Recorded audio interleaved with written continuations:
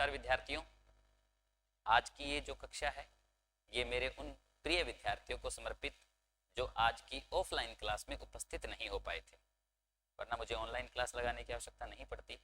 Specially ये class उन विद्यार्थियों के लिए लेकर के आया हूँ जो विद्यार्थी आज कक्षा में ऑफलाइन उपस्थित नहीं थे, ताकि वो कल से मेरी कक्षा से सही ढंग से जुड़ पाए। तो आज का मैटर मैं शैक्षिक प्रबंधन टॉपिक रीट के विद्यार्थियों के लिए जो सबसे महत्वपूर्ण पॉइंट है, एक प्रकार से जिसमें से 7 या 8 पॉइंट हमारे सिलेबस के अंदर दिए गए हैं, शैक्षिक प्रबंधन। ठीक है, एजुकेशन सेनेरियो क्या है राजस्थान के अंदर, उस सेनेरियो को पढ़ना चाहिए, उस सेनेरियो को हम इस क्लास के अंदर पढ़ेंगे। ध्यान देना, बहुत ही महत्वपूर्ण पॉइंट है। एजुकेशन सेनेरियो शैक्षिक प्रबंधन को जानना एक विद्यार्थी के लिए, एक अध्यापक के लिए खास तौर से, अगर आप रीट की परीक्षा दे रहे हैं तो शैक्षिक प्रबंधन को मैं 2 भागों में बांट करके बताऊंगा। ये मैंने दिन में पढ़ा दिया था, पूरा लिख दिया था, तो लिखा हुआ तो मैं डायरेक्ट आपको पढ़ा देता हूँ, समझा देता हूँ, क्योंकि कुछ विद्यार्थी उपस्थित नहीं थे तो वो इस चीज से समझ जाएंगे।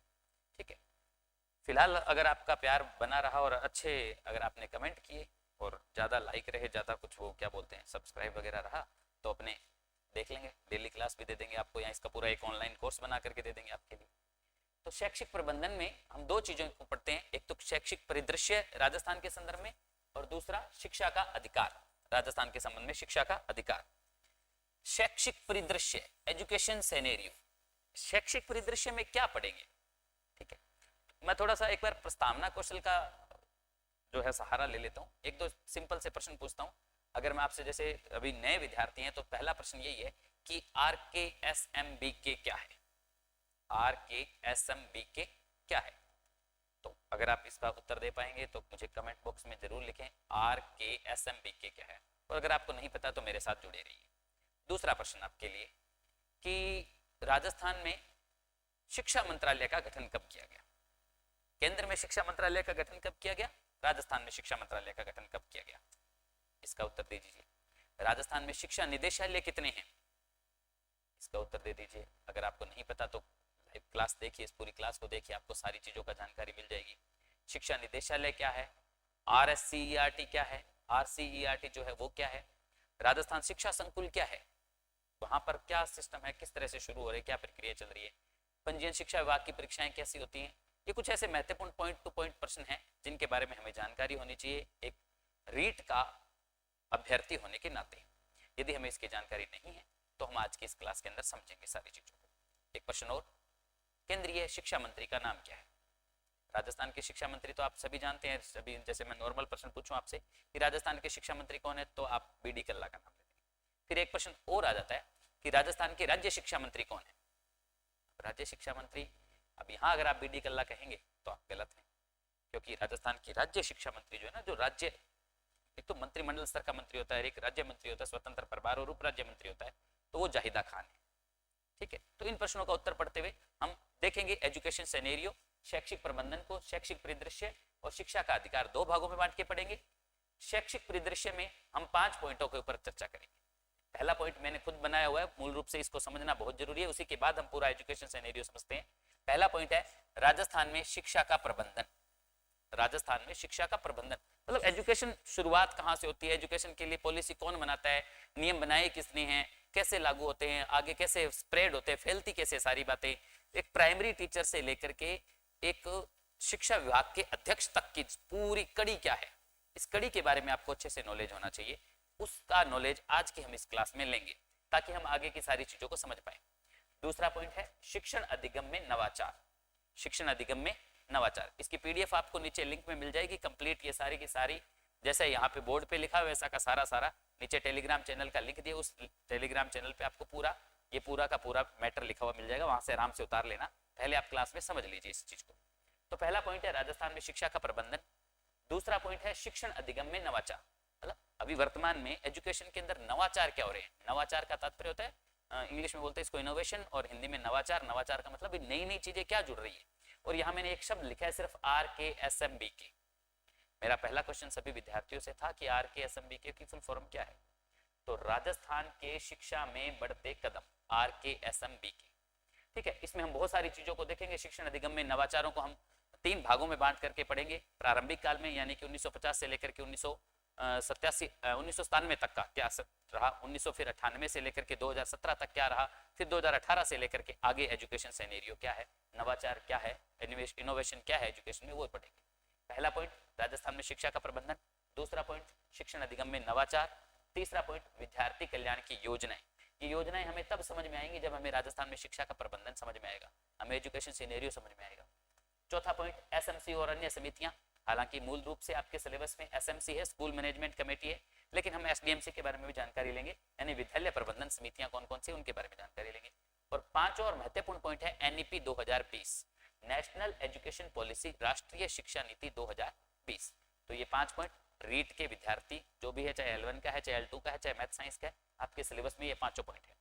ठीक है, शिक्षा का प्रबंधन ये मैं आपको समझाऊंगा आज की क्लास में, क्योंकि मैं एक अध्यापक हूं तो मैं समझता हूं कि मुझे इस चीज का थोड़ा बेहतर नॉलेज है, बजाय एक नॉर्मल अगर कोई भी बंदा पढ़ता है या पढ़ाता है तो उसकी बजाय, क्योंकि 10 साल हो गए इस लाइन के अंदर, तो इस चीज को बेहतर रूप से समझ सकता हूं कि क्या चीजें इसमें रही हैं। उसके बाद है शिक्षा का अधिकार, इसमें आप पढ़ेंगे RTE 2009, ये आप पढ़ चुके हैं, right to education, right to education 2009। उसके बाद है राजस्थान शिक्षा का अधिकार नियमावली 2011, इसी से बनी है, राजस्थान शिक्षा का अधिकार नियमावली 2011 RTE 2009 से बनी है। तीसरा पॉइंट है मान्यता प्राप्त निजी विद्यालयों में निशुल्क प्रवेश, ये क्या सिस्टम है, इसके बारे में भी हम जानकारी लेंगे। तो कुल मिलाकर के मैंने 8 पॉइंट बना दिए हैं, 7 पॉइंट तो आपके सिलेबस में हूबहू लिखे हुए हैं, एक पॉइंट मैंने थोड़ा अलग लिया ताकि मैं इस पूरे सिनेरियो को समझने के लिए इस पॉइंट को समझना जरूरी है। ठीक है, राज्य में शिक्षा का प्रबंधन, पहला पॉइंट साथ साथ बोलेंगे। दूसरा शिक्षण अधिगम में नवाचार, RKSMBK को याद रखना है। तीसरा पॉइंट RKSMBK की फुल फॉर्म क्या थी, राजस्थान के शिक्षा में बढ़ते कदम, राजस्थान के शिक्षा में बढ़ते कदम। ठीक है, 100% श्योर हूं, मुझे ऐसा प्रतीत हो रहा है कि इसका क्वेश्चन आएगा आपके एग्जाम में। और अगर एक बात फिर बोल देता हूं कि अगर एग्जाम में RKSMBK का प्रश्न आ जाता है तो भैया प्लीज रिक्वेस्ट है, कोई भी नमक की थैली, चादर और अगरबत्ती की डब्बी, सिंदूर और ये लेकर के मेरे पास ना आए, कहीं गुरु धारण करने आ जाओ तो ना, ये थोड़ा। तीसरा विद्यार्थी कल्याण की योजनाएं, एसएमसी व अन्य समितियां, NEP 2020, RTE 2009 शिक्षा के अधिकार में, राजस्थान शिक्षा का अधिकार नियमावली 2011, मान्यता प्राप्त निजी विद्यालयों में निःशुल्क प्रवेश प्रक्रिया। ये पहले पॉइंट आपको याद होने चाहिए कि ये हमारे सिलेबस में बातें। अब सबसे पहले बात करेंगे राजस्थान में शिक्षा का प्रबंधन। अब चूंकि हम एजुकेशन पढ़ रहे हैं, शिक्षा पढ़ रहे हैं, तो इसके लिए कुछ फैक्ट हमें जानने बहुत ज्यादा जरूरी है। ये दिन में मैंने पूरी क्लास में पढ़ा दिया था, तो अब लिखा हुआ मैटर सीधा डायरेक्ट है, मैं आपको समझा रहा हूँ, ये ध्यान रख लेना। और आपने अगर नहीं अपनी कॉपी में नोट नहीं किया है, ऑफलाइन विद्यार्थी ध्यान देवें, तो आप इसको अभी टेलीग्राम चैनल से इसकी PDF डाउनलोड कर लीजिएगा, वहां से, या फिर आपके ग्रुप में इसकी PDF डाल दी गई है व्हाट्सएप ग्रुप में, वहां से आप इसकी पूरी जानकारी ले लीजिएगा। अभी एक बार क्लास में मतलब थोड़ा सा स्पीड से चला लेना इस वीडियो को, और एक बार इसको पढ़ दो, समझ लो मेरे साथ में, उसके बाद आप आसानी से इसको क्लियर कर देंगे। राज्य में शिक्षा का प्रबंधन, इसके लिए कुछ फैक्ट हैं जो आपको याद होने चाहिए, थोड़े से जरूरी है कि अगर आप एजुकेशन से जुड़े हुए। तो पहला प्रश्न है, राष्ट्रीय शिक्षा दिवस कब मनाया जाता है? 11 नवंबर को। राष्ट्रीय शिक्षा दिवस कब मनाया जाता है? 11 नवंबर।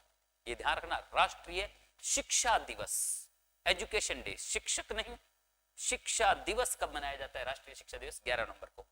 अंतरराष्ट्रीय शिक्षा दिवस कब मनाया जाता है? 24 जनवरी को। अंतरराष्ट्रीय शिक्षा दिवस, शिक्षक दिवस नहीं, शिक्षा दिवस। और कौन सा? अंतरराष्ट्रीय शिक्षा दिवस 24 जनवरी को। राष्ट्रीय शिक्षक दिवस, जो आपका सभी का रट्टा लगा हुआ है, वो प्रश्न ये है, राष्ट्रीय शिक्षक दिवस कब मनाया जाता है? 5 सितंबर को। क्या था इस दिन? डॉक्टर सर्वपल्ली राधाकृष्णन, जो भारत के पहले उपराष्ट्रपति और दूसरे राष्ट्रपति रहे, उनके जन्म दिवस के ऊपर राष्ट्रीय शिक्षक दिवस 5 सितंबर को मनाया जाता है। ये हम सबको जानकारी है, ठीक है। अंतरराष्ट्रीय शिक्षक दिवस, राष्ट्रीय शिक्षक दिवस, अंतरराष्ट्रीय शिक्षक दिवस, ये मनाया जाता है 5 अक्टूबर को। अंतरराष्ट्रीय शिक्षक दिवस कब मनाया जाता है?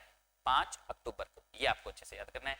दोबारा देखें, राष्ट्रीय शिक्षक दिवस 11 नवंबर, अंतरराष्ट्रीय शिक्षा दिवस, राष्ट्रीय शिक्षा दिवस 11 नवंबर, अंतरराष्ट्रीय शिक्षा दिवस 24 जनवरी, राष्ट्रीय शिक्षक दिवस 5 सितंबर, अंतरराष्ट्रीय शिक्षक दिवस 5 अक्टूबर, ठीक है। नेक्स्ट है, मूल संविधान में शिक्षा जो था, एजुकेशन जो था, वो राज्य सूची का विषय था। संविधान में 3 सूचियां हैं जिन पर कानून बनाने का अलग अलग व्यक्ति को अलग अलग तरीके से अधिकार होता है। संघ सूची के विषय, राज्य सूची के विषय, संवर्ती सूची के विषय, 3 सूचियां हैं संविधान की अनुसूची 7 में। शक्तियों का बंटवारा किया गया, पावर का डिवाइडेशन किया गया कि कौन से ऐसे बिंदु होंगे जिन पर कानून केंद्र सरकार बनाएगी, उन्हें संघ सूची के विषय कहा जाता है। जिन बिंदुओं पर कानून राज्य सरकार बनाएगी, उन्हें राज्य सूची के विषय कहा जाता है। जिन बिंदुओं पर कानून केंद्र सरकार भी बना सकती है और राज्य सरकार भी बना सकती है उन्हें समवर्ती सूची के विषय कहा जाता है।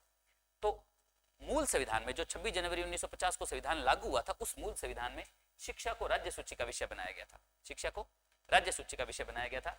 और अनुच्छेद 45 में इसका उल्लेख है। Article 45 directive principle of state policy, नीति निर्देशक तत्वों के अंतर्गत एक अनुच्छेद आता है 45, उसमें लिखा गया है कि राज्य बालक बालिकाओं के लिए निःशुल्क शिक्षा की व्यवस्था करेगा, शिक्षा की व्यवस्था करेगा राज्य।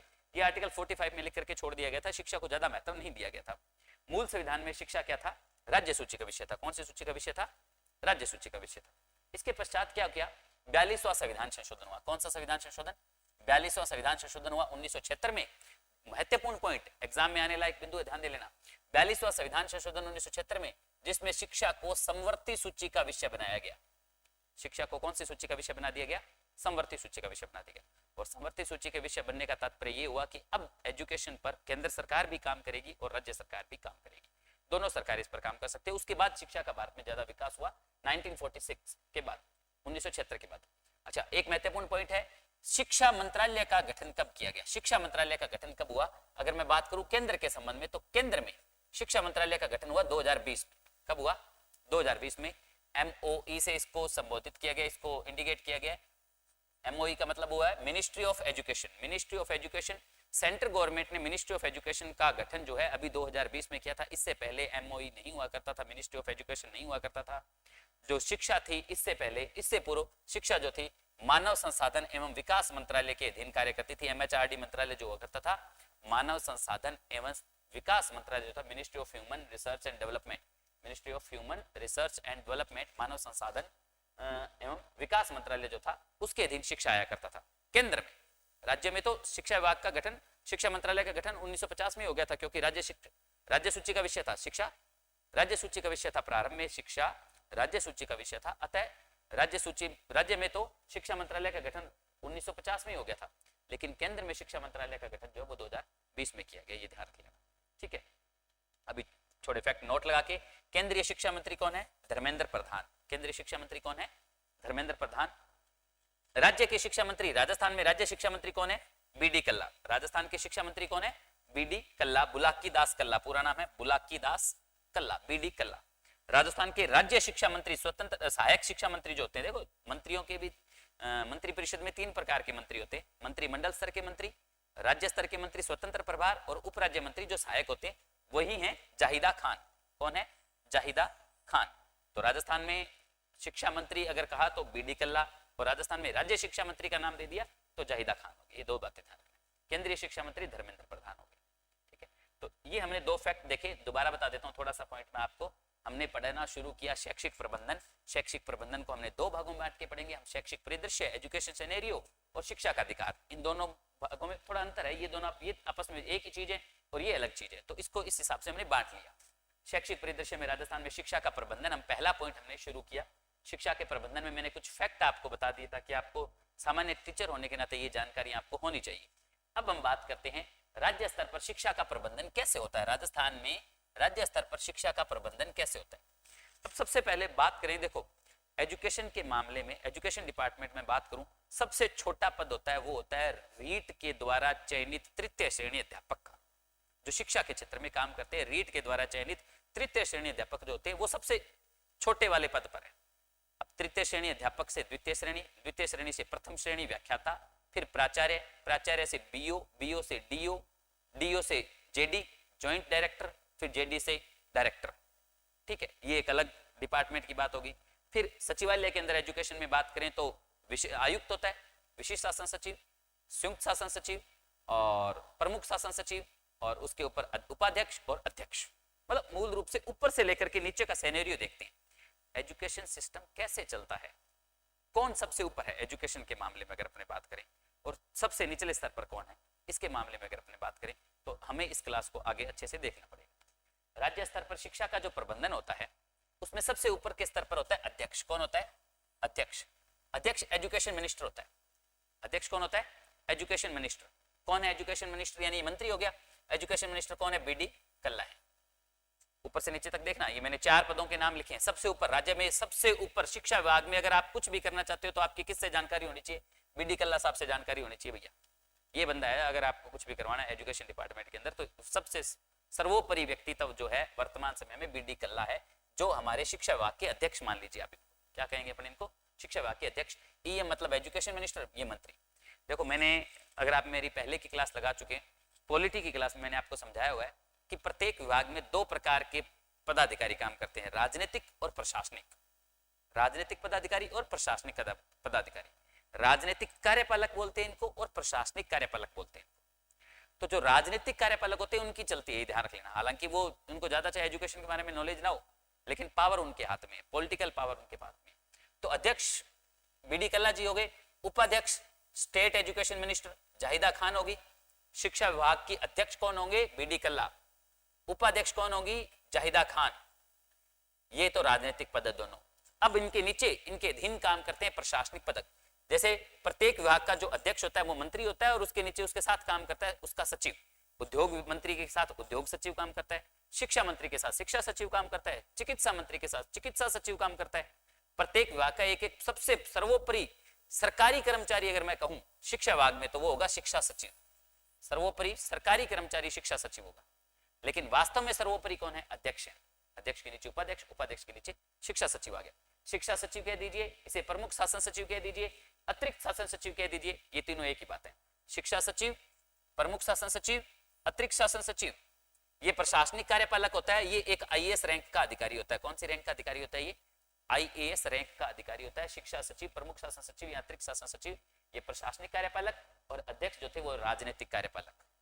ठीक है, प्रशासनिक कार्यपालक आईएएस रैंक का अधिकारी हो गया। अच्छा, वर्तमान में कौन है राजस्थान में अतिरिक्त शिक्षा सचिव, कौन है, पवन कुमार गोयल। वर्तमान में राजस्थान में अतिरिक्त शिक्षा सचिव कौन है मित्र, पवन कुमार गोयल। इनके अधीन काम करता है आयुक्त। इनके नीचे कौन होता है, आयुक्त होता है, या इसे विशिष्ट शासन सचिव बोलते हैं। ये भी एक आईएएस रैंक का अधिकारी होता है, आयुक्त या विशिष्ट शासन सचिव। ये प्रत्येक विभाग में यही सिस्टम होता है, चाहे उद्योग विभाग ले लीजिए, चाहे शिक्षा, चाहे चिकित्सा, जितने भी राज्य के अंदर विभाग हैं उन सब में सबसे ऊपर अध्यक्ष होता है, वो मिनिस्टर होता है। उसके नीचे उपाध्यक्ष होता है, दूसरा मिनिस्टर। उसके नीचे शिक्षा सचिव, आईएएस रैंक का अधिकारी, शिक्षा सचिव कह दो या शासन सचिव कह दो इसको। फिर आयुक्त होता है जिसे विशिष्ट शासन सचिव कहा जाता है, ये भी एक आईएएस रैंक का अधिकारी होता है। ये मूल रूप से सचिवालय है। ये मूल रूप से क्या है, सचिवालय, जहां किसी भी विभाग के लिए कानून बनते हैं। सचिवालय भवन जयपुर में बना हुआ है, सारे विभागों के सचिव जो है वो वहां बैठते हैं। सचिव शिक्षा सचिव हो गया, इस प्रकार से समझ रहे हैं आप। अब ये जो सिस्टम है, उपाध्यक्ष, अध्यक्ष, उपाध्यक्ष, शिक्षा सचिव, आयुक्त, ये नियम बनाने वाले लोग हैं। इनके नीचे तीन प्रकार की संस्थाएं काम करती है। कितने प्रकार की संस्थाएं काम करती है, इनके नीचे तीन प्रकार की संस्थाएं काम करती है, 1, 2 और 3। यहां इंपॉर्टेंट है, अच्छे तरीके से देखना। उपाध्यक्ष, अध्यक्ष, उपाध्यक्ष, प्रमुख शासन सचिव, विशिष्ट सचिव। अब उसके नीचे तीन प्रकार की संस्थाएं। एक होता है शिक्षा निदेशालय। क्या होता है, शिक्षा निदेशालय। दूसरा है आरसीईआरटी। आरसीईआरटी का तात्पर्य हो गया राजस्थान राज्य शैक्षिक अनुसंधान एवं प्रशिक्षण परिषद, Rajasthan council of education research and training. Rajasthan council of education research and training, Rajasthan राज्य शैक्षिक अनुसंधान एवं प्रशिक्षण परिषद। ठीक है, और तीसरी संस्था है राजस्थान स्कूल शिक्षा परिषद।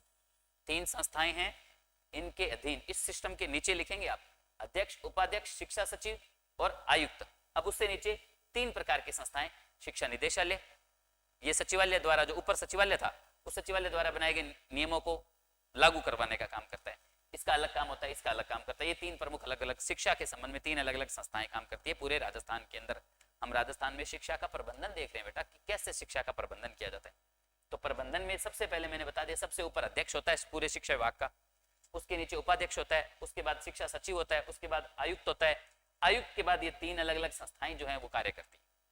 अब तीन संस्थाओं में सबसे पहले शिक्षा निदेशालय। तो निदेशालय कितने, राजस्थान में 2 हैं। राजस्थान में कितने शिक्षा निदेशालय, 2 हैं। प्राथमिक शिक्षा का निदेशालय अलग है और माध्यमिक शिक्षा का निदेशालय अलग है। प्राथमिक शिक्षा का निदेशालय अलग है और माध्यमिक शिक्षा का निदेशालय अलग है। खास बात यह कि दोनों का मुख्यालय कहां पर है, बीकानेर में। प्राथमिक शिक्षा निदेशालय का मुख्यालय कहां पर है, बीकानेर में। माध्यमिक शिक्षा निदेशालय का मुख्यालय कहां पर है, बीकानेर में। ठीक है, वर्तमान में शिक्षा निदेशक कौन है, शिक्षा निदेशक है गौरव अग्रवाल। वर्तमान में शिक्षा निदेशक कौन है, गौरव अग्रवाल। निदेशालय का काम क्या होता है, पूरे राजस्थान में शिक्षा का प्रबंधन करना, शिक्षा का प्रबंधन करना, नियम लागू करना। अगर कोई नियम बना हुआ है तो उस नियम को लागू करने का काम किसका है? निदेशालय का है।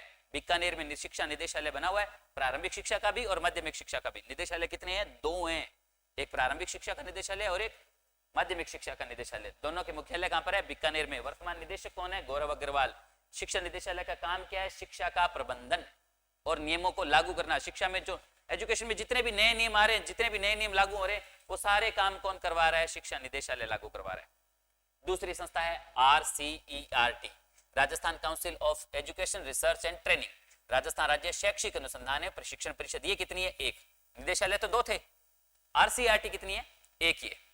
ठीक है, NCERT और RCERT, ये 2 नाम ध्यान रखना। NCERT तो केंद्र राष्ट्रीय स्तर की संस्था है, ये राज्य स्तर की है। इसका मुख्यालय कहां पर है? RCERT का मुख्यालय सहेलियों की बाड़ी उदयपुर में। इसका मुख्यालय कहां पर है? सहेलियों की बाड़ी उदयपुर में। अच्छा, इसके निदेशक कौन है वर्तमान में? प्रियंका जोदावत। निदेशक मतलब इस संस्था को, ये जो संस्था है RCERT, इस संस्था की निदेशक, इस संस्था की मुखिया, निदेशालय नहीं है ये, इसकी मुखिया मान लीजिए प्रियंका जोदावत है। अच्छा, इसका काम क्या होता है? RCERT नाम से पता चल रहा है, राजस्थान राज्य शैक्षिक अनुसंधान, शिक्षा के क्षेत्र में अनुसंधान करना, नए काम करना एवं प्रशिक्षण परिषद और शिक्षा से जुड़े हुए लोगों को प्रशिक्षण देना। मेरे साथ के बहुत से अध्यापक हैं जो उदयपुर जाते हैं ट्रेनिंग के लिए, क्योंकि इसके मुख्यालय कहां पर है? सहेलियों की बाड़ी उदयपुर में। ये ट्रेनिंग देता है शिक्षकों को, उदयपुर जाते हैं, फिर वो उदयपुर से ट्रेनिंग लेकर के पूरे राजस्थान में अलग अलग जगह पर अलग अलग ट्रेनिंग देते हैं। तो ये सिस्टम रहता है। तो इसका कार्य क्या है? पाठ्यचर्या या पाठ्यक्रम का निर्माण। किताबें कौन बनाता है? मूल रूप से यही बनाता है RCERT, किताबें निर्माण करता है। किताबों पे देखो आप, लिखा होता है RCERT, है ना? जो भी आप 6ठी 7वीं 8वीं की किताबें देखोगे उन पे आपको लिखा हुआ मिलेगा, आपको पता चल जाएगा। ठीक है, कार्य क्या है इसका? पाठ्यचर्या या पाठ्यक्रम का निर्माण करना और अध्यापक का प्रशिक्षण देना। अध्यापक प्रशिक्षण, ये इस RCERT का कार्य है। उसके बाद लास्ट है राजस्थान स्कूल शिक्षा परिषद। ये भी एक महत्वपूर्ण संस्था है, ये भी कितनी है? एक ही है।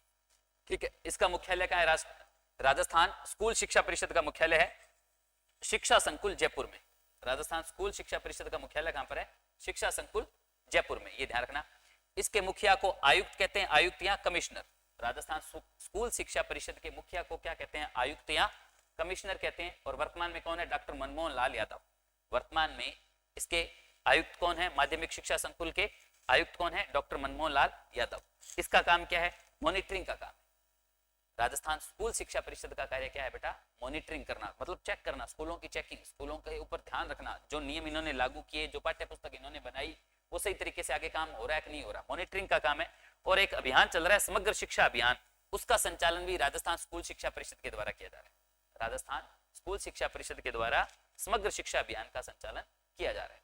तो ये 3 महत्वपूर्ण संस्थाएं जो हमने देखी, शिक्षा निदेशालय, RCERT और राजस्थान स्कूल शिक्षा परिषद। शिक्षा निदेशालय 2 हैं, प्राथमिक शिक्षा का अलग, माध्यमिक शिक्षा का अलग। शिक्षा, इनके वर्तमान निदेशक गौरव अग्रवाल हैं, इसका काम शिक्षा का प्रबंधन और नियमों को लागू करना है। RCERT एक ही है, मुख्यालय है सहेलियों की बाड़ी उदयपुर में, निदेशक है प्रियंका जोदावत। पाठ्यचर्या या पाठ्यक्रम का निर्माण व अध्यापक प्रशिक्षण का कार्य RCERT के द्वारा किया जाता है। तीसरी संस्था है राजस्थान स्कूल शिक्षा परिषद, एक ही है, मुख्यालय है शिक्षा संकुल जयपुर में। इसमें आयुक्त या कमिश्नर होता है डॉक्टर मोहन लाल यादव, जो है वो स्कूल शिक्षा परिषद के आयुक्त हैं। इसका काम है मॉनिटरिंग व समग्र शिक्षा अभियान का संचालन करना। यहां तक बात समझ में आ गई? एक बार रिपीट करता हूं, ध्यान देना। हमने शुरुआत की है शैक्षिक प्रबंधन की। शैक्षिक प्रबंधन और शिक्षा का अधिकार 2 भागों में बांट के पढ़ेंगे। इसमें ये 5 पॉइंट बनाए हमने, इसमें ये 3 पॉइंट बनाए। पहला पॉइंट, हमने राजस्थान में शिक्षा का प्रबंधन शुरू किया। इसके लिए हमने कुछ फैक्ट देखे। राष्ट्रीय शिक्षा दिवस 11 नवंबर को मनाया जाता है, अंतर्राष्ट्रीय शिक्षा दिवस 24 नवंबर को है, राष्ट्रीय शिक्षक दिवस 5 सितंबर को है, अंतर्राष्ट्रीय शिक्षक दिवस 5 अक्टूबर को है। मूल संविधान में शिक्षा राज्य सूची का विषय था, वर्तमान में वो समवर्ती सूची का विषय बन चुका है 44वें संविधान संशोधन के द्वारा। केंद्र में शिक्षा मंत्रालय का गठन 2020 में किया गया। इससे पहले शिक्षा जो था वो शिक्षा मंत्रालय नहीं होता था, इससे पहले मानव संसाधन एवं विकास मंत्रालय के दिन शिक्षा बिंदु आता था। राजस्थान में शिक्षा मंत्रालय गठन 1950 में हो गया था। केंद्रीय शिक्षा मंत्री धर्मेंद्र प्रधान हैं और राजस्थान के शिक्षा मंत्री BD कल्ला बुलाकीदास कल्ला है। राजस्थान के राज्य शिक्षा मंत्री यानी सहायक शिक्षा मंत्री जो है वो जाहिदा खान है, ये ध्यान रख लेना। अब हम राज्य स्तर पर शिक्षा का प्रबंधन देखते हैं। तो सबसे ऊपर राज्य में बात करें अगर शिक्षा के मामले में, तो वो अध्यक्ष होता है शिक्षा का, शिक्षा विभाग का अध्यक्ष जो होता है वो एजुकेशन मिनिस्टर होता है और वर्तमान में BD कल्ला एजुकेशन मिनिस्टर है। दूसरे नंबर पर उपाध्यक्ष वो स्टेट एजुकेशन मिनिस्टर होता है, मतलब राज्य स्तर का छोटा मंत्री जो जाहिदा खान है। उसके बाद शिक्षा सचिव या प्रमुख शासन सचिव या अतिरिक्त शासन सचिव शिक्षा विभाग, तो वो है पवन कुमार गोयल। ये यहाँ से गवर्नमेंट कर्मचारी शुरू हो गए, ये एक आईएएस रैंक का अधिकारी होता है। उसके नीचे आयुक्त या विशिष्ट शासन सचिव होता है, ये भी एक आईएएस रैंक का अधिकारी होता है। उसके बाद इनके नीचे 3 प्रकार की संस्थाएं काम करती हैं, शिक्षा निदेशालय, आरसीईआरटी और राजस्थान स्कूल शिक्षा परिषद। शिक्षा निदेशालय 2 हैं, प्रारंभिक का अलग, माध्यमिक का अलग, दोनों के मुख्यालय बीकानेर में, निदेशक गौरव अग्रवाल है। और आरसीईआरटी एक ही है, मुख्यालय है सहेलियों की बाड़ी उदयपुर में, निदेशक है प्रियंका जोधावत, कार्य है पाठ्यचर्या या पाठ्यक्रम का निर्माण व अध्यापक का प्रशिक्षण करना। राजस्थान स्कूल शिक्षा परिषद एक है, मुख्यालय है शिक्षा संकुल जयपुर में, आयुक्त या कमिश्नर इसका प्रमुख होता है। डॉक्टर मनमोहन लाल यादव वर्तमान में आयुक्त है, इसका काम है मॉनिटरिंग व समग्र शिक्षा अभियान का संचालन करना। उसके बाद देखिए महत्वपूर्ण पॉइंट यहां से शुरू होता है, शिक्षा का प्रबंधन व प्रशासन। ये हम एक ही चीज को बार बार 2-3 तरीके से पढ़ेंगे ताकि आपको सारी चीजें अच्छे से समझ में आए। प्रबंधन व प्रशासन में बात करें तो प्रत्येक विभाग को संभालने के लिए एक सचिवालय होता है। क्या होता है? एक सचिवालय होता है। सभी विभागों के सचिवालय जयपुर में बने हुए, सचिवालय भवन कहाँ है सबका? जयपुर में। अब सचिवालय में कौन कौन से कर्मचारी होते हैं? सबसे ऊपर कौन होता है सचिवालय में? सचिवालय का पहला काम क्या है? नियम बनाना। क्या काम है इसका? सचिवालय का नियम बनाना। यानी कि अगर राज्य में शिक्षा के संबंध में कोई नियम बनाना है, नया नियम लागू करना है, तो उसका वो काम किसका है? शिक्षा सचिवालय का होगा। उद्योग में उद्योग सचिवालय का होगा। शिक्षा सचिवालय के अंदर हम अगर बात करें पदानुक्रम की कि सबसे ऊपर कौन होता है, उससे नीचे कौन, उससे नीचे कौन, ये बात करें तो सबसे पहले होता है अध्यक्ष, एजुकेशन मिनिस्टर, जिसका नाम मैंने आपको बताया था बीडी कल्ला। ठीक है, ये जानते हैं आप। दूसरे नंबर पर उपाध्यक्ष, state education minister Zahida Khan. तीसरे नंबर पर प्रमुख शासन सचिव या अतिरिक्त शासन सचिव भी बोलते हैं इसको, या शिक्षा सचिव बोल दो चाहे डायरेक्ट। ये दोनों राजनीतिक पदाधिकारी, फिर प्रशासनिक पदाधिकारी शुरू हो जाते हैं, कर्मचारी शुरू हो जाते हैं यहाँ से, ये इनके ऊपर रहते हैं राजनीतिक पदाधिकारी, ये ध्यान रख लेना। प्रमुख शासन सचिव होता है, उसके नीचे विशिष्ट शासन सचिव होता है, और उसके नीचे अन्य मंत्रालय कर्मचारी होते हैं। शिक्षा मंत्रालय के, शिक्षा सचिवालय के जितने भी कर्मचारी वो सारे नीचे एलडीसी यूडीसी जो भी होते हैं वो बहुत सारे कर्मचारी होते हैं। मेन ऊपर के पद यही है, अध्यक्ष, उपाध्यक्ष, प्रमुख शासन सचिव, विशिष्ट शासन सचिव और अन्य कर्मचारी। इनका क्रम आपको याद होना चाहिए। ये सचिवालय के अंदर इस प्रकार से पदानुक्रम, इसके पदानुक्रम पर प्रश्न बनता है, पॉलिटिकल में भी प्रश्न बनता है, ध्यान रखें। उसके बाद शिक्षा निदेशालय, 2 चीजों पे बात करेंगे, प्रबंधन में प्रशासन में सचिवालय और दूसरा निदेशालय। अब निदेशालय का, सचिवालय का काम है नियम बनाना। सचिवालय का काम क्या है? नियम बनाना। और निदेशालय का काम क्या है? नियम को लागू करना। कैसे? ये नियम बनाएगा, जयपुर में बैठ करके शिक्षा मंत्री वगैरह ये सारे मिलकर के नियम बना दिए, अब उस नियम को लागू करना है। लागू करने को काम किन है? निदेशालय को। ये क्या करता है? नियम लागू करवाने का कार्य करता है। ये क्या करता है? नियम लागू करवाने का कार्य करता है। और नियम लागू कैसे होंगे? अलग अलग संस्थाएं हैं जो इन नियमों को लागू करेगी। ध्यान देना, आपको ये बहुत ही इंपॉर्टेंट चीज है। राज्य स्तर पर जो काम करती है शिक्षा निदेशालय के दिन, वो है निदेशक। राज्य स्तर पर सबसे बड़ा व्यक्ति कौन होता है? निदेशक। निदेशालय के अंदर नियम लागू करवाने के मामले में निदेशक को इंग्लिश में बोलते हैं डी से डायरेक्टर। क्या बोलते हैं? डी से डायरेक्टर। डायरेक्टर जो होता है 2 हैं, राजस्थान में कितने डायरेक्टर हैं? 2। प्राथमिक शिक्षा निदेशालय का अलग और माध्यमिक शिक्षा निदेशालय का अलग, 2 डायरेक्टर हो गए। निदेशालय मैंने आपको पहले बता दिया था कि 2 होते हैं। निदेशालय कितने हैं? 2 हैं। ये हम समझ चुके हैं। कहां से? यहां से। निदेशालय कितने? 2, प्राथमिक शिक्षा का अलग और माध्यमिक शिक्षा का अलग। समझ आई बात? ठीक है। तो राज्य स्तर पर, संभाग स्तर पर, जिला स्तर पर, खंड स्तर पर और पंचायत स्तर पर ये इसका एक अलग पदानुक्रम रहता है। राज्य स्तर पर, संभाग स्तर पर, जिला स्तर पर, खंड स्तर पर, पंचायत स्तर पर इसका एक अलग पदानुक्रम रहता है इस सिस्टम का। तो राज्य स्तर पर तो होता है निदेशक, डायरेक्टर होता है शिक्षा विभाग का, प्राथमिक शिक्षा का अलग, माध्यमिक शिक्षा का अलग। संभाग स्तर पर होता है संयुक्त निदेशक। संभाग स्तर पर क्या होता है? संयुक्त निदेशक, जिसे जेडी बोलते हैं, जॉइंट डायरेक्टर। संयुक्त निदेशक को इंग्लिश में बोलते हैं जॉइंट डायरेक्टर, संभाग स्तर पर होता है। अब ये ध्यान रखना, संभाग स्तर पर यानी कि एक तो शिक्षा निदेशालय पूरे राजस्थान का काम कर रहा है, शिक्षा निदेशालय हो गया। अब शिक्षा निदेशालय के अलावा संभाग स्तर पर और इसके अधिकारी होते हैं, इसके कर्मचारी होते हैं। संभाग स्तर पर जो पद होता है, सबसे बड़ा पद होता है, वो होता है संयुक्त निदेशक का। अब राजस्थान को कितने शिक्षा विभागों में बांटा गया? तो 9 शिक्षा विभाग है राजस्थान में। शिक्षा संभाग कितने हैं? 9। राजस्थान में वैसे तो संभाग 7 हैं, लेकिन शिक्षा संभागों की बात करें तो कितने हैं? 9 शिक्षा संभाग है राजस्थान में, ये ध्यान रख लीजिए। शिक्षा संभाग कितने? 9। उसके बाद जिला स्तर पर जिला शिक्षा अधिकारी होता है, जिसका नाम आपने सुना होगा, यहां से आप परिचित हैं, डीईओ का नाम सुना होगा, DEO, district education officer. District education officer DEO. जिला शिक्षा अधिकारी राजस्थान में 33 जिले हैं तो 33 जिला शिक्षा अधिकारी हैं। जिला शिक्षा अधिकारी जिला स्तर से नीचे खंड स्तर होता है, खंड स्तर पर होता है मुख्य खंड शिक्षा अधिकारी। खंड स्तर पर कौन होता है? मुख्य खंड शिक्षा अधिकारी, जिसे दो नामों से जाना जाता है, एक तो बीओ बोला जाता है और एक सीबीओ बोला जाता है। सीबीओ मतलब chief block education officer, chief block education officer, मुख्य खंड शिक्षा अधिकारी सीबीओ, या BEO block elementary education officer, block elementary education officer या सीबीओ, ये अलग अलग चीजें होती हैं। फिर पंचायत स्तर पर होता है पंचायत प्रारंभिक शिक्षा अधिकारी, जिसे अपने पीईओ बोलते हैं, पीईओ बोलते हैं, पंचायत प्रारंभिक शिक्षा अधिकारी। इसके बारे में आप सभी परिचित हैं। प्रत्येक 12वीं तक का जो विद्यालय है, 12th तक का जो इतने भी स्कूल हैं, उन सभी स्कूलों में पीओ होता है, अगर आपको पता हो तो। पीओ क्या होता है? पंचायत प्रारंभिक शिक्षा अधिकारी होता है। इससे ऊपर होता है मुख्य खंड शिक्षा अधिकारी, जैसे गड़साना, गड़साना एक उपखंड है तो गड़साना में सीबीओ बैठते हैं। कौन बैठते हैं? सीबीईओ, ठीक है, मुख्य खंड शिक्षा अधिकारी, चीफ ब्लॉक एजुकेशन ऑफिसर। इससे ऊपर जिला स्तर पर जिला शिक्षा अधिकारी होते हैं, 33 जिला शिक्षा अधिकारी हैं। इससे ऊपर संभाग स्तर पर संयुक्त निदेशक होते हैं। राजस्थान को 9 शिक्षा संभागों में है तो राजस्थान में 9 संयुक्त निदेशक है। कितने संयुक्त निदेशक है? 9। इससे ऊपर राज्य स्तर पर निदेशक होते हैं। निदेशक प्रारंभिक शिक्षा का निदेशक अलग होता है और माध्यमिक शिक्षा का निदेशक अलग होता है, तो 2 निदेशक है, यानी 2 डायरेक्टर हैं, 9 ज्वाइंट डायरेक्टर हैं, जेडी हैं, संयुक्त निदेशक हैं, 33 जिला शिक्षा अधिकारी हैं, और जितने भी खंड है राजस्थान में लगभग 600-700 मुख्य खंड शिक्षा अधिकारी सीबीओ हैं, और जितने भी पंचायतें हैं सभी पंचायत प्रारंभिक शिक्षा अधिकारी बनाए गए पंचायतों पर, वो पीईओ है। पीईओ से तो आप परिचित हैं। अब आपके सामने एक थोड़ा और सिनेरियो रख देता हूं जिससे आप इसको बहुत अच्छे तरीके से समझ सकते हैं। आप अपने स्तर पर लीजिए, तृतीय श्रेणी अध्यापक राजा, क्या लिखूंगा मैं यहाँ पे? ये राजा होता है वास्तविक तौर पे, अगर ढंग का स्कूल मिला हो और अच्छे से कार्य करे तो। तृतीय श्रेणी अध्यापक ये L1 का भी हो सकता है और L2 का भी हो सकता है, L1 का भी हो सकता है और L2 का भी होता है। L1 वाले वो होते हैं जिन्होंने BSTC की होती है, और L2 वाले वो जिन्होंने बीएड की है। इन्हें प्राथमिक स्कूल मिलता है, इन्हें उच्च प्राथमिक स्कूल मिलता है। ये रीट के माध्यम से सिलेक्ट होकर के जाते हैं। किसके माध्यम से सिलेक्ट होकर के जाते हैं?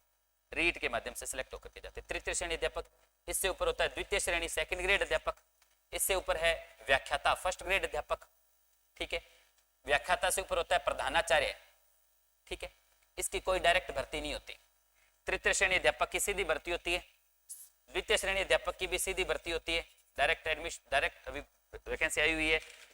व्याख्याता की भी सीधी भर्ती होती है, प्रधानाचार्य की कोई सीधी भर्ती नहीं होती है, ये प्रमोटिव पद है, प्रमोशन होता है। तृतीय श्रेणी अध्यापक से सेकंड ग्रेड बनता है, सेकंड ग्रेड से फर्स्ट ग्रेड, फर्स्ट ग्रेड से प्रधानाचार्य, प्रधानाचार्य से सीबीओ, सीबीओ से डीओ। ये प्रमोशन के पद है सारे के सारे, ऊपर वाले तीनों, नीचे वाले डायरेक्ट भर्ती के पद है। प्रधानाचार्य, प्रधानाचार्य से बनता है बंदा सीबीईओ, सीबीईओ से बनता है DEO, CBO chief block education officer. ये वाली लाइन को आप यहां सेट कर सकते हैं। पंचायत पीओ, पीओ से सीबीओ, सीबीओ से डीओ, डीओ से संयुक्त निदेशक, जॉइंट डायरेक्टर, जॉइंट डायरेक्टर से निदेशक, ठीक है। हालांकि ये जो पद होते हैं ये डायरेक्ट आईएएस अधिकारी जो होते हैं वो आते हैं इनके ऊपर, ठीक है। तो इस चीज को समझ लेना ताकि आपको पूरा एजुकेशन सिस्टम समझ में आ जाए। राजस्थान में आप तृतीय श्रेणी अध्यापक लगेंगे, सेकंड ग्रेड आपसे ऊपर होते हैं, हालांकि इनका आपसे ऊपर कोई वैसे प्रशासनिक अधिकार नहीं होता। इससे ऊपर व्याख्याता फर्स्ट ग्रेड, इससे ऊपर प्रधानाचार्य, पीओ, इसको बोलते हैं अपने पीईओ बन गए हैं सारे, पीओ बनते हैं सारे जितने भी प्रधानाचार्य हैं 12वीं तक के स्कूल के जितने भी हैं वो सभी प्रधानाचार्य। प्रधानाचार्य से ऊपर सीबीओ, सीबीओ से ऊपर DO, DEO district education officer, जिले का हो गया, ये खंड का हो गया, ये पंचायत का हो गया। ये पंचायत में बहुत सारे होते हैं, ये सबसे ज्यादा ये होते हैं, तो ये उससे थोड़े कम होते हैं, ये उससे कम होते हैं, ये उससे कम, ये उससे कम, ये उससे कम, और ऊपर निदेशक 2 ही होते हैं, एक अलग अलग का देखे तो एक ही होता है ना। यहां मैंने क्या समझाने का प्रयास किया, यहां मैंने 2 शब्द हैं, एक तो होता है 6D और एक होता है डीपीसी, इस चीज को समझाने का प्रयास किया। 6D और डीपीसी। 6D मतलब रूल नंबर 6 का कॉलम डी। क्या कहता है 6D? 6D अगर किसी की होती है तो इसका तात्पर्य ये है, जैसे मान लीजिए कि मुझे एजुकेशन डिपार्टमेंट में 10 साल हो गए, 10 साल हो गए, मैं 2012 की भर्ती से सिलेक्ट हुआ था। उस समय लगभग 45,000 पोस्टों पर भर्ती आई हुई थी, जिसमें से बीएसटीसी की 16,000 पोस्टें थी। तो उन 16,000 पोस्टों में सिलेक्शन होने के बाद 2012 की जो भर्ती के जो लोग सिलेक्ट हुए, ध्यान देना जो रीट के माध्यम से विद्यार्थी सिलेक्ट होते हैं वो कभी भी डायरेक्ट माध्यमिक स्कूल में या उच्च माध्यमिक विद्यालयों में नहीं जाते आप तृतीय श्रेणी अध्यापक है, आप यहाँ तो प्राथमिक स्कूल में लगेंगे या उच्च प्राथमिक स्कूल में लगेंगे। अब प्राथमिक और उच्च प्राथमिक में आपकी पोस्टिंग होगी, आपकी डायरेक्ट माध्यमिक स्कूल में या उच्च माध्यमिक स्कूल में पोस्टिंग नहीं होती, 12वीं तक के स्कूल में आपकी पोस्टिंग नहीं होती। तो क्या इसका मतलब ये तो नहीं है ना कि 12वीं तक के स्कूल में तृतीय श्रेणी अध्यापक ही नहीं होते, होते तो है, वहां भी तो पहली दूसरी तीसरी चौथी पांचवी के बच्चे होते हैं 12वीं तक के स्कूल में। तो पहली से 5वीं तक के बच्चों को वहां पर कौन पढ़ाता होगा, जब डायरेक्ट उच्च प्राथमिक और माध्यमिक प्राथमिक और उच्च प्राथमिक विद्यालय में हम तो नहीं जाएंगे। जैसे अभी आप सिलेक्शन होगा तो आप डायरेक्ट बड़े स्कूलों में नहीं जाओगे, आप प्राइमरी और अपर प्राइमरी स्कूलों में जाओगे। वहां पर लोग 6D के माध्यम से जाते हैं, वहां पर अध्यापक किस के माध्यम से जाते हैं, 6D। जब ऐसा लगता है, सरकार को प्रतीत होता है कि बड़े स्कूलों के अंदर तृतीय श्रेणी अध्यापकों की कमी हो रही है, तो जो सबसे पहले सिलेक्ट हुए वे प्राचीन पुराने जो टीचर हैं, उन टीचर्स को क्या किया जाता है, 6D के माध्यम से बड़े स्कूलों में डाल दिया जाता है। और ये थोड़ा सा सिनेरियो ये मान लीजिए कि थोड़ा लोग कम जाना पसंद करते हैं, प्राइमरी स्कूल में रहना ज्यादा पसंद करते हैं, लेकिन फिर भी जिसका नाम 6D में आ गया, 6D में नाम आ गया मतलब प्राथमिक स्कूल से माध्यमिक स्कूल में भेज दिया जाता है, उसी पद पर रखते हुए तृतीय श्रेणी अध्यापक पहली से 5वीं का उसी पद पर आप अब जाइए। योगेश जी आपकी 2012 में पोस्टिंग हुई थी, आपको 10 साल प्राइमरी स्कूल में हो गया, अब आपका अनुभव अच्छा है, आप माध्यमिक स्कूल में जाइए, वहां पर पहली से 5वीं के बच्चों को पढ़ाना होगा। तो जैसे ही ज्यादा टाइम हो जाता है तो 6D के माध्यम से दूसरे स्कूलों में भेज दिया जाता है। अब पीछे प्राइमरी स्कूलों में सीटें खाली हो गई, जहां पर नई भर्ती के माध्यम से बच्चों को भरा जाता है, नई भर्तियों के माध्यम से अध्यापकों को रखा जाता है। ये सिस्टम रहता है तृतीय श्रेणी अध्यापक से। सेकंड ग्रेड, अच्छा एक DPC है, departmental promotion, departmental promotion system, ठीक है। ये प्रमोशन होता है, ये होता है कि आप तृतीय श्रेणी अध्यापक है और 10, 15, 16 साल के बाद आप ऑटोमेटिक सेकंड ग्रेड हो जाते हैं। अगर आपने B.Ed और BA भी कर ली है, आपकी अपने आप ऑटोमेटिक क्या हो जाता है, आपका प्रमोशन हो जाता है, सेकंड ग्रेड बन जाते हैं, सेकंड ग्रेड से फर्स्ट ग्रेड बन जाता है, फर्स्ट डायरेक्ट अगर आप फर्स्ट ग्रेड लगे हो तो फर्स्ट ग्रेड से प्रधानाचार्य, CBO, DO ये भी बन सकते हो। ये सिस्टम रहता है पदों का, ठीक है। तो उम्मीद करता हूं ये चीज आपको समझ में आई है, ठीक है। लास्ट पॉइंट हम देखते हैं, प्रारंभिक व माध्यमिक शिक्षा विभाग की संस्थाएं कौन कौन सी है। ये एजुकेशन सिनेरियो है, राजस्थान में शिक्षा का सिस्टम है क्या है ये, अगर आप इस सिस्टम को समझ जाते हैं तो आप बहुत अच्छे तरीके से सारे टॉपिक को, पॉइंटों को अच्छे से पढ़ पाएंगे। प्रारंभिक व माध्यमिक शिक्षा विभाग की संस्थाओं में बात करें तो प्रारंभिक शिक्षा विभाग की संस्थाएं हैं निदेशालय, सबसे पहले प्रारंभिक शिक्षा का निदेशालय कहां पर है, बीकानेर में। दूसरा है पंजीयन शिक्षा विभाग परीक्षाएं, ये बीकानेर में, ये एक विभाग है पंजीयन शिक्षा विभाग, जो परीक्षाएं लेते हैं। अगर आप BSTC किए हुए तो आपको याद होगा कि आपकी परीक्षाएं पंजीयन शिक्षा विभाग के द्वारा ली गई थी बीकानेर में। और इसी पंजीयन शिक्षा विभाग के अधीन काम करती है जिला शिक्षा एवं प्रशिक्षण संस्थान, जिसे अपने डाइट बोलते हैं, डाइट, ठीक है, जिला शिक्षा एवं प्रशिक्षण संस्थान, डिस्ट्रिक्ट एजुकेशन ट्रेनिंग, है ना, इसका संबंध में ऐसा कुछ, जिला शिक्षा एवं प्रशिक्षण संस्थान। डाइट 33 डाइट है पूरे सभी जिलों में, और गंगानगर की डाइट चुनावड़ में बनी हुई है, गंगानगर जिले की डाइट कहां बनी हुई है, चुनावड़ के अंदर है। इसके नीचे चौथी संस्था है राजस्थान शिक्षा कर्मी बोर्ड, जयपुर में, राजस्थान शिक्षा कर्मी बोर्ड का मुख्यालय कहां पर है, जयपुर में। और 5वीं संस्था है राजस्थान राज्य पाठ्य पुस्तक मंडल, कहां पर है, जयपुर में, राजस्थान राज्य पाठ्य पुस्तक मंडल भी कहां पर है, जयपुर में। तो ये प्रारंभिक शिक्षा विभाग की 5 संस्थाएं हैं। कितनी संस्थाएं, 5। निदेशालय शिक्षा विभाग का प्रारंभिक शिक्षा का बीकानेर में, पंजीयन शिक्षा विभाग परीक्षाएं बीकानेर में, जिला शिक्षा व प्रशिक्षण संस्थान डाइट 33 चुनावड़ में, एक राजस्थान की गंगानगर की चुनावड़ में, बाकी अलग अलग जिलों की अलग अलग जगह। राजस्थान शिक्षा कर्मी बोर्ड जयपुर में है, राजस्थान राज्य पाठ्य पुस्तक मंडल ये भी जयपुर में है, ठीक है। फिर माध्यमिक शिक्षा विभाग की संस्थाएं कौन कौन सी है, तो माध्यमिक शिक्षा का निदेशालय कहां पर है, बीकानेर में, ये अच्छे से पढ़ा हुआ है। उच्च शिक्षा अध्ययन संस्थान एक इसके अंतर्गत काम करने वाली संस्था है।